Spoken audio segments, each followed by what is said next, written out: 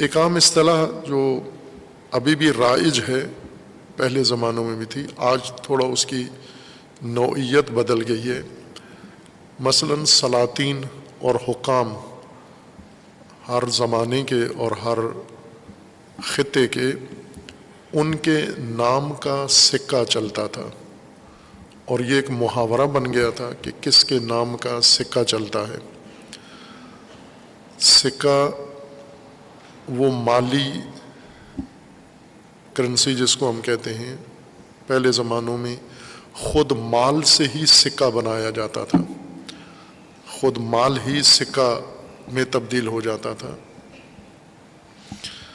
لیکن بعد کے زمانوں میں مال کو الگ کر دیا گیا ہے اور سکہ الگ کر دیا ہے، جیسے موجودہ زمانے میں ہے۔ سکہ، نوٹ، کرنسی یہ خود مال نہیں ہے، یہ مال کی رسید ہے، یہ مال کی سند ہے، یہ مال کے اوپر ایک ضمانت ہے، اس کے بدلے میں مال ہے، اس کے بے ازا مال ہے، بے ازا اس کے مال ہے۔ یہ عموماً جو اصطلاح آپ استعمال کرتے ہیں اگینسٹ، اس کے اگینسٹ کیا ہے؟ درست اصطلاح اردو کی بے ازا ہے، بے الف زے حمزہ، بے ازا۔ بے ازا یعنی اس کے متبادل، اس کے بدلے میں، اس کے ماورا جو چیز جس سے یہ جڑی ہوئی ہے یا جس کی یہ حکایت کرتی ہے وہ مال ہے۔ مثلاً ہم جاتے ہیں دکان پہ، بازار میں جاتے ہیں، سکہ دیتے ہیں، کرنسی نوٹ دیتے ہیں، اور ہمیں اس کے بدلے میں جو دیا جاتا ہے وہ مال ہے، اور کرنسی کے بدلے میں جو اسے حاصل ہوتا ہے وہ مال ہے، نہ خود یہ سکہ۔ پہلے زمانوں میں خود مال کا ہی سکہ بنایا جاتا تھا، جس چیز کی مالیت ہے، قیمت ہے، اسی کو سکہ میں تبدیل کر دیا جاتا تھا، جیسے سونا اور چاندی۔ یہ قدیم زمانوں کا لین دین کا طریقہ تھا۔ سکہ ہر خطے میں مختلف ہوتا تھا، اس خطے کے سلاطین، حکمران، بادشاہ کے نام کا سکہ بنایا جاتا تھا، ایک سانچہ بنایا جاتا تھا، سونے کو پگھلا کے اس پر اس بادشاہ کی یا تصویر ہوتی تھی یا نام ہوتا تھا، القابات ہوتے تھے، اور سونا چاندی ڈھال کر اس شیپ میں جس پر سلطان کا نام آتا ہے رائج کیا جاتا تھا۔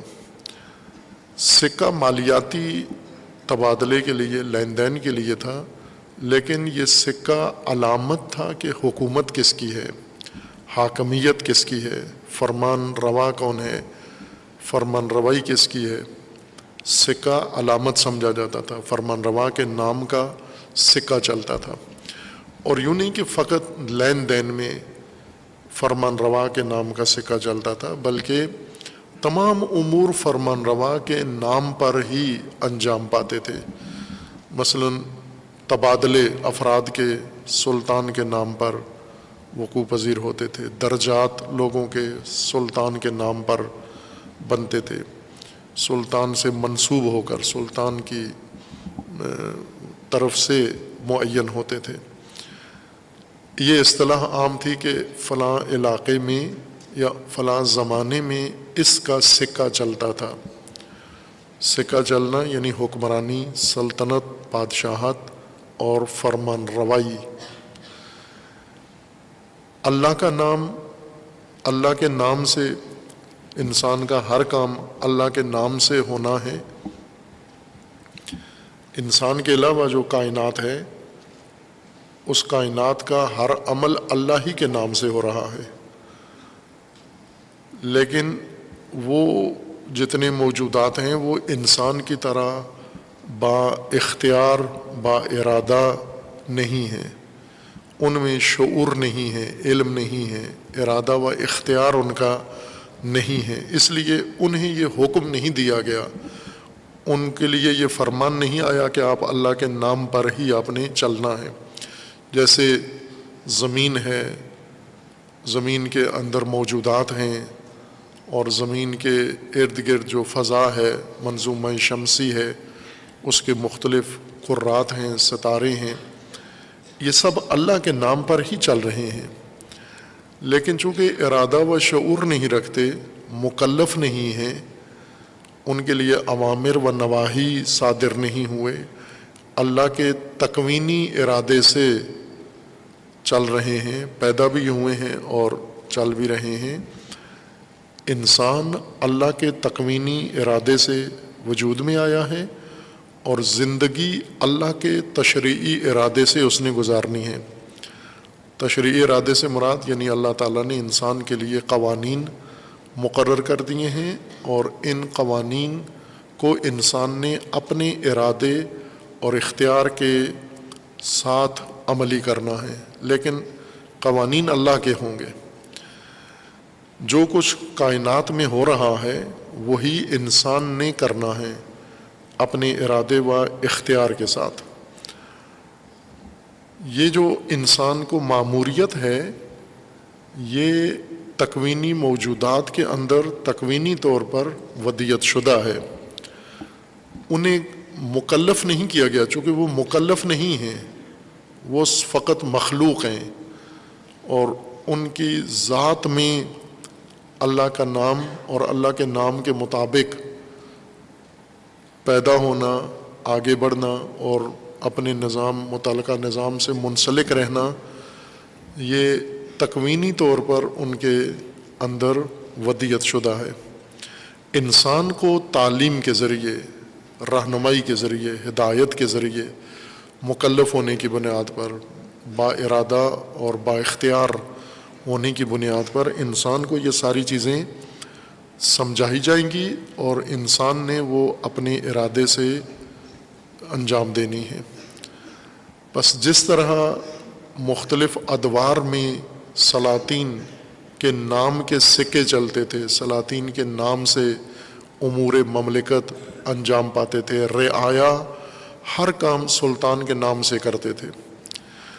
اللہ کی رعایا، اللہ کی مملکت، اللہ کی سلطنت اور اللہ کی حکومت میں بھی سب کچھ اللہ ہی کے نام سے انجام پانا ہے، اور پا رہا ہے. تکوینی طور پر سب کچھ اللہ کے نام پر انجام پا رہا ہے، لیکن وہ نام اللہ کا لفظی نہیں ہے، وہ اللہ کا تکوینی نام ہے، جس نام کے ساتھ امور تکوینی انجام پا رہے ہیں.